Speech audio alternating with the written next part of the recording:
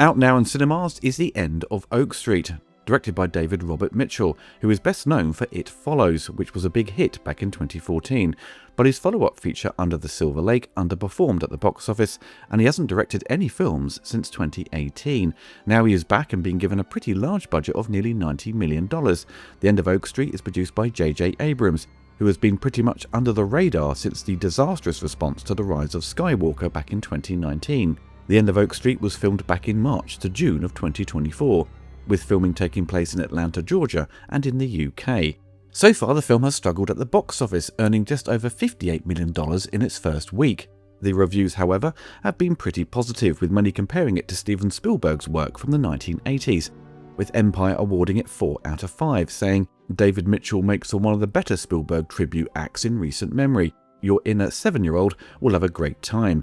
The Hollywood Reporter described the film as high-end trash, acknowledging its entertainment value while criticising its reliance on 1980s Amblin-style nostalgia. Robbie Collin of The Telegraph awarded it 4 out of 5 and praised the feature as enormous fun, describing it as the best Steven Spielberg movie of 2026, even though Spielberg did not direct it.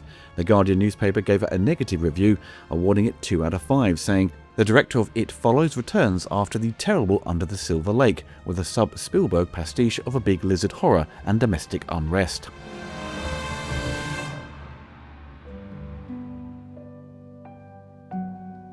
For the film's story, we are taken back to 1982, where we are introduced to the Platt family, who live on Oak Street in Michigan. Denise, a striving novelist, played by Anne Hathaway, is in a strained relationship with her husband Greg, played by Ewan McGregor.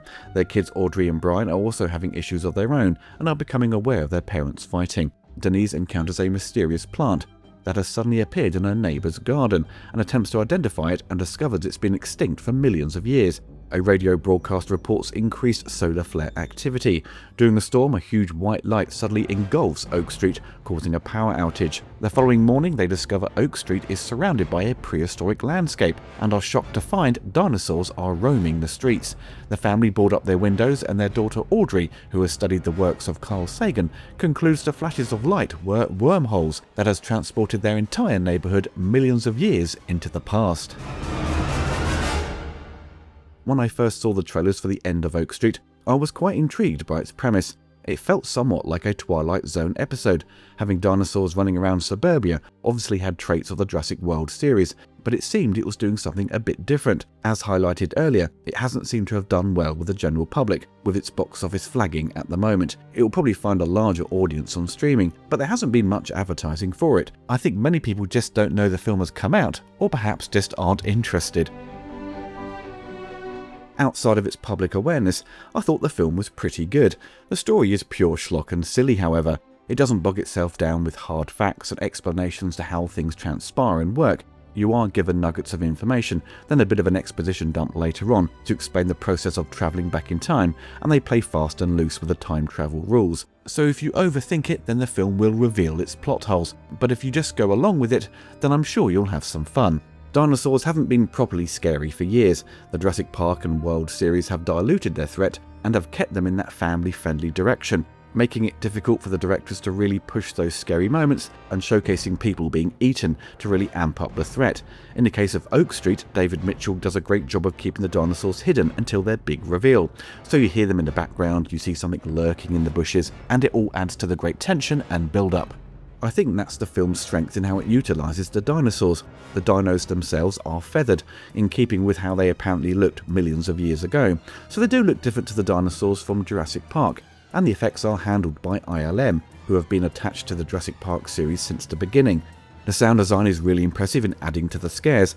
I jumped out of my seat during one moment where Denise and Greg are thinking about raiding other people's homes for supplies, then suddenly you hear this ginormous bang that took me by surprise. When it comes to the characters, firstly, it's very Spielberg with its direction and use of the family dynamic, having similarities to Close Encounters and E.T. Having it set in the early 80s also gives the filmmakers this chance to play on nostalgia with the production design and its overall visual style, which to me is not a problem at all. It doesn't come across as fake nostalgia, which Stranger Things suffered from in parts. I think they do a good job of creating a believable setting of the 1980s. Anne Hathaway is the highlight of the film. Despite the film's somewhat silly premise, she plays it totally straight, as she struggles to keep the family together and keep them alive. Ewan McGregor doesn't quite fire on all cylinders. For a character that is depressed due to losing his job and having to deliver pizzas on the side and also secretly drinking, he seems a bit of a zombie throughout, just going through the motions with his performance. The kids played by Maisie Stella and Christian Convery both do a good job, but with how they are written, you are seeing them do stupid things that put their lives at risk, which did frustrate me a bit, as it's a traditional trait of the genre that you see happen time and time again, so it was a bit predictable in those moments. For a 12A rating, it's very close to becoming a 15. I think if kids went into this with their parents, they would be pretty scared in places, as there is one moment in the third act which is pretty shocking. Not in terms of what you see, it's not really graphic, it's the sound design and just reactions of the other characters. It's really well directed in how it handles it, as it still strikes a blow with the shock value. I think they could have had a bit more gore to it and made it a 15 to appeal to the horror fanbase. Some may think with a 12A or say PG-13 rating, it would come across as too tame to be scary, but that's not the case, and if they had the flexibility to push it even more for a harder rating, then I think it may have performed better.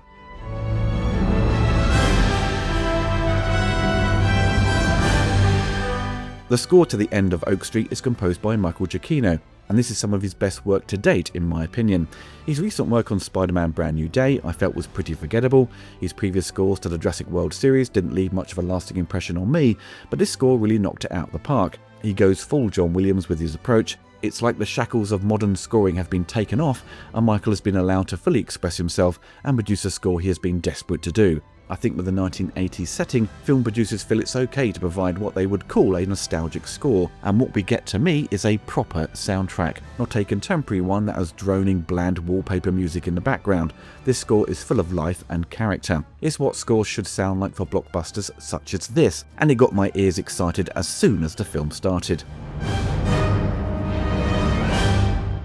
So overall, The End of Oak Street is a solid, entertaining film. It's not perfect or going to win any awards, but it doesn't have to. It delivers on its premise and is executed well to keep tension up throughout and provides enough dino action. It's got a satisfying runtime of 1 hour and 40 minutes, so it's snappy and whips along, so your bladder doesn't suffer or your bum from going numb. We've been delivered movies with brutally long runtimes every summer for God knows how long. It ticks enough boxes to provide a great night out at the cinema. Don't take the film too seriously and overthink its rules on time travel and how they find themselves in the past. Just go along for the ride and you should have a blast.